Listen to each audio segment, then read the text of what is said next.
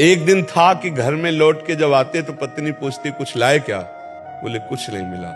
तो तुलसी दल जो भोग हुए अर्पित करती वही 3-4 हिस्सों में करके जब कई दिन हो गए तो उन्होंने कहा कि हम तो जी सकती हैं, आप जी सकते हैं, लेकिन ये बच्चे नहीं जी सकते। कैसे?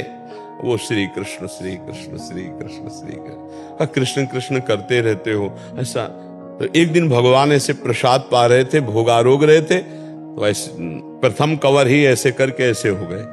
तो रुक्मिणी जी ने कहा ये स्थिति आपकी तब होती जब कोई भक्त दुखी होता है।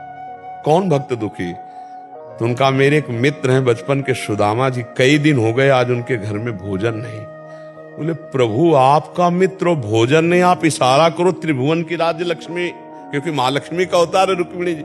बोले इशारा तो तब करे ना जब उसके अंदर इच्छा हो, उसके अंदर इच्छा ही नहीं। तो रुक्मिणी जी ने कहा प्रभु अब हम नहीं सह सकती, आप जाओ और इच्छा जागृत करो। तो उनका उसके हृदय में तो नहीं जागृत कर सकता। सुदामा इतना निष्काम भक्त है कि उसके हृदय में इच्छा जागृत नहीं कर सकता, उनकी पत्नी के हृदय में इच्छा जागृत कर सकता। तो भगवान एक भिक्षुक के रूप में गए, कहा भिक्षाम दे। तो अतिथि धर्म का ज्ञान रखने वाली सुदामा जी की पत्नी निकली और उन्होंने कहा कि मैं आपको भिक्षा नहीं दे सकती, क्योंकि मेरे यहाँ एक संतान हुई है जिससे मैं अपवित्र हूं। एक जनना सोच होता है, एक मरना सोच होता है। तो मेरे यहाँ जनना सोच है, मैं तुम्हें भिक्षा नहीं। तो बोले मैं 10 दिन बाद आ जाऊंगा। बोले फिर भी नहीं दे पाऊंगी। क्यों?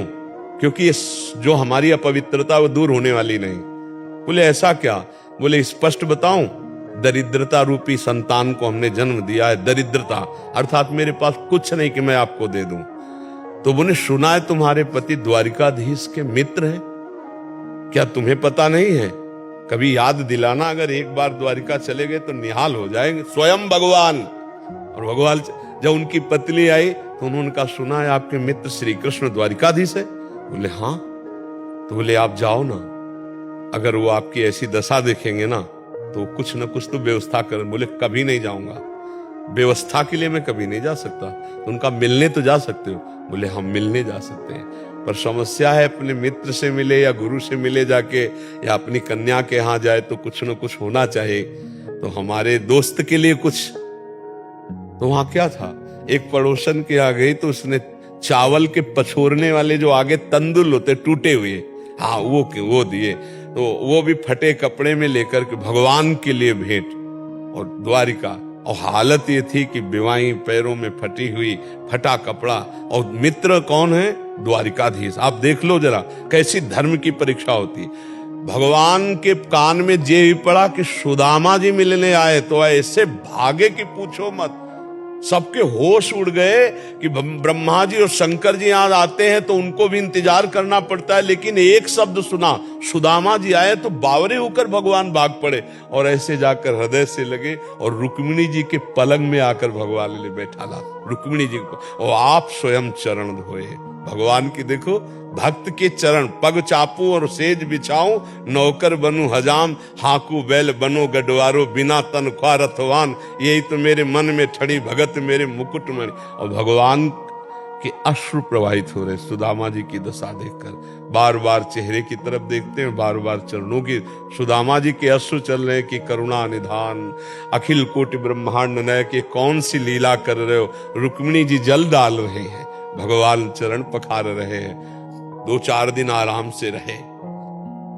सुदामा जी ने कहा प्रभु चले? बोले हाँ। सुदामा जी मन ही मन हंस रहे कि कह रही थी चले जाओ, कुछ व्यवस्था कर देंगे। हमारे श्री कृष्ण इतने निरपेक्ष है कि जानते इस दरिद्र ब्राह्मण को कुछ दे देंगे तो मेरा भजन भूल जाएगा, इसलिए कितने कृपालु है। अच्छा प्रभु, तो बोले जो एक कपड़े नए वाले हैं ना, इनको रख दो, नहीं रास्ते में कोई चोर परेशान करेगा, अपने पुराने पहन लो। सुदामा जी ने पहन लिया। बहुत कृपालु, उनको कोई निरपेक्ष है वो। भगवान ऐसे चल रहे लीला में, कहा इधर से चले जाना। सुदामा जी को लगा था कि 2-4 असरफियां होंगी तो 2-4-10 दिन के लिए अन्न आदि, इधर से चले जाना, जाके आप इधर से मुड़ जाना तो जल्दी पहुंच जाएंगे। बोले प्रभु आपकी कृपा, बिल्कुल सहज में पहुंच जाएंगे। मतलब कुछ नहीं दिया, कुछ नहीं। भगवान ने सुदामा जी को तंदुल निकाल नहीं रहे थे, जबरदस्ती छील कर पाए और सुदामा जी को कुछ नहीं दिया प्रगट में। सुदामा जी बहुत प्रसन्न हो रहे कि मेरे श्री कृष्ण परम कृपालु हैं, क्योंकि उन्होंने माया या कोई भोग इसलिए नहीं दिया कि हमारा चित्त प्रभु के सिवा और कहीं न जाए। ऐसे मगन होते वहां पहुंचे, दृष्टि गई कि हमारा नगर तो इसी क्षेत्र में था, ये तो पूरी द्वारिकापुरी है। पूछा लोगों से तो बोले यहाँ एक हमारे सुदामा जी थे, उन्हीं की सुदामापुरी है। जब देखा पत्नी आरती करने आ रही है, आप जैसी द्वारिकापुरी वैसी सुदामापुरी की रचना हो गई। ये हर भक्त के जीवन में होता है, पर डिगना नहीं चाहिए, मतलब कमजोर नहीं पड़ना चाहिए। तो हम कह रहे हैं आज तुम्हारा समय कमजोर है, लेकिन आज का जो तुम बीजारोपण कर रहे हो धर्म का, भजन का, ये जब फलेगा तब आप निहाल हो जाओगे। इसलिए सबको हम ये शिक्षा दे रहे हैं कि कभी घबराओ मत, आज की परिस्थिति देखकर टूटो मत, तुम्हारा मंगल निश्चित होगा।